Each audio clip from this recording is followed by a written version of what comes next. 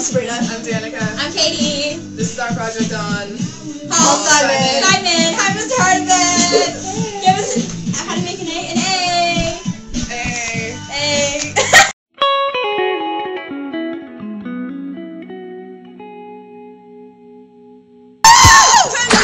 Paul Simon, yeah! 1. Paul Simon was born in 1949 in New Jersey. 2. He attended Queens College to major in English, but dropped out because his passion was for writing music, not for English. In the 60s, him and Art Garfunkel named a group after themselves. Number 4, he was briefly married to Carrie Fisher, the lady who was the Princess Leia one, a little bit. That's Luke's sister, right? Okay. 5, he's Jewish. 6, in 1972, he decided to pursue a solo career and came out with an album called Paul Simon. In 1985, Paul Simon went to Africa because he wanted to learn about African music. In 1999, he toured with Bob Dylan. I'm not putting the numbers. This is number 9. In 2003, he got a Grammy for a Lifetime Achievement Award. And number 10, Paul Simon once said, "I have my poetry to protect me." So we're going downtown Olympia to find some random people to read The Sound of Silence by Paul Simon. Yeah? You guys are in for a treat. That's what I'm saying. Totally. Yeah. Let's do it. Okay. Okay. The Sound of Silence. The Sounds of Silence by Paul Simon. Go. Hello darkness, my old friend. I've come to talk with you again, because a vision softly creeping left its seed while I was sleeping, and the vision that was planted in my brain still remains within the sound of silence. In restless dreams, I walked alone, narrow streets of cobblestone. Neath the halo of a street lamp, I turned my collar to the cold and damp, when my eyes were stabbed by a flash of a neon light that split the night and touched the sound of silence. And in the naked light I saw 10,000 people, maybe more. People talking without speaking, people hearing without listening. People writing songs that voices never share, and no one dared disturb the sound of silence. Full said I, you do not know, silence like a cancer grows. Hear my words that I might teach you, take my arms that I might reach you. But my words like silent raindrops fell and echoed in the wells of silence. And the people bowed and prayed to the neon god they made. And the sign flashed out its warning and the words that it was forming. And the signs said the words of the prophets are written on the subway walls and tenement halls and whispered in the sound of silence. Literary Rhetorical devices! Yeah! 5, you like it. I'm sitting in the railway station, got a ticket for my destination. The last LRD was end rhyme, and in that case, the words that rhymed were station and destination, and they were at the end of the sentences, and they rhymed, which makes it an end rhyme. Yeah. Woo! Home, where my thoughts escaping home, where my music's playing home. Okay, the last LRD was anaphora, and that is when a word is repeated like twice or more to like get a stronger meaning behind it. And in this one, it was poem. Is neatly planned for a poet and a one-man band. Okay. So the last LRD was internal rhyme, and in the same line there was planned and banned. Internal rhyme. There's Bob Marley's like behind your head, and it's really funny. Home, where my love lies waiting silently for me. The last LRD was alliteration, same consonant sound, and in this one is love lies. In shades of mediocrity, like emptiness and harmony. The last LRD was simile, and simile is a comparison using the words like or as.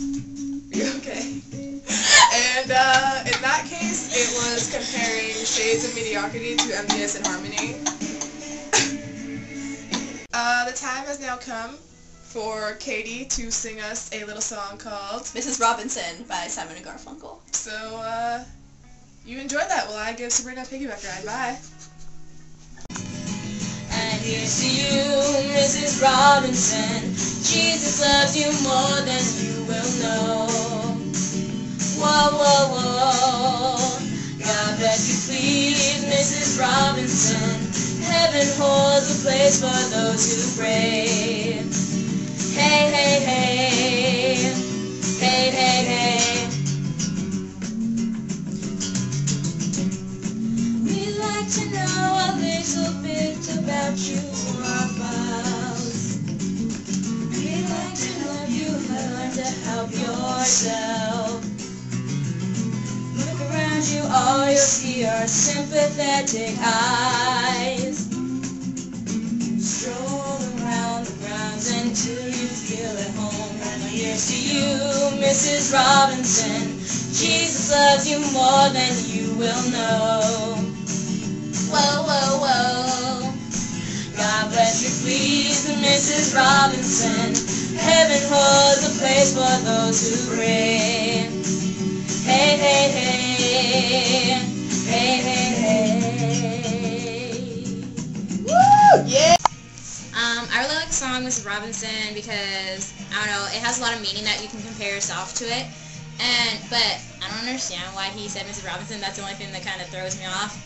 I like the song because it kind of like makes everyone as one, because everyone has had a time in their life when they didn't feel loved or not appreciated.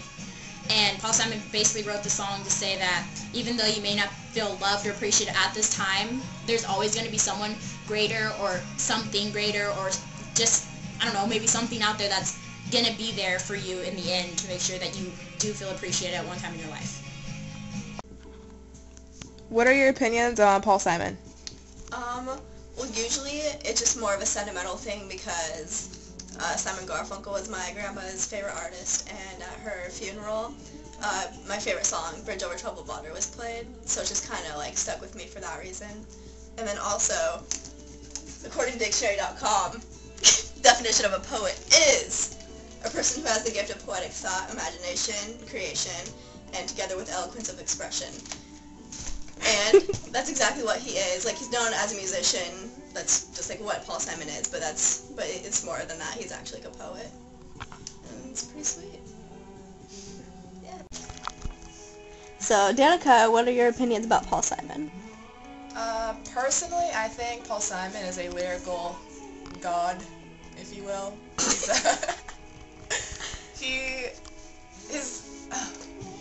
can't even explain it. Okay, like, his music is good if you took away the sound and the melody and just read the lyrics. Like, it still sounds good, and like, he could easily be mistaken as a poet instead of a musician.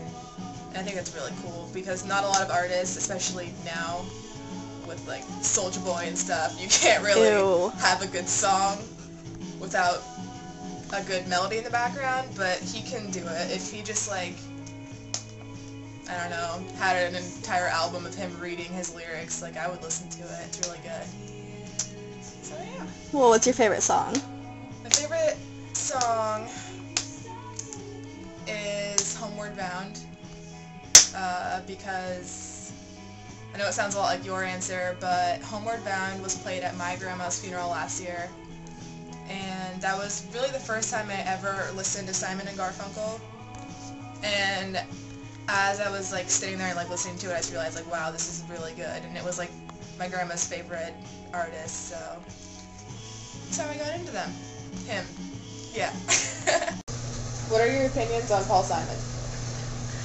Well, I really like his music because before I like didn't know that he was the one that wrote it, like Miss Robinson and stuff, and I like the song, and just a whole bunch of the music is touching because it all directs on like how people feel about life and about how much, basically how much he cares about people's lives, and a lot of his music just can touch home for a lot of people. And I think it's cool that, I don't know, even though when he went like solo and worked with other like artists, it didn't go good, but in the end he like won awards and stuff, so that was awesome. And I don't I really like his music.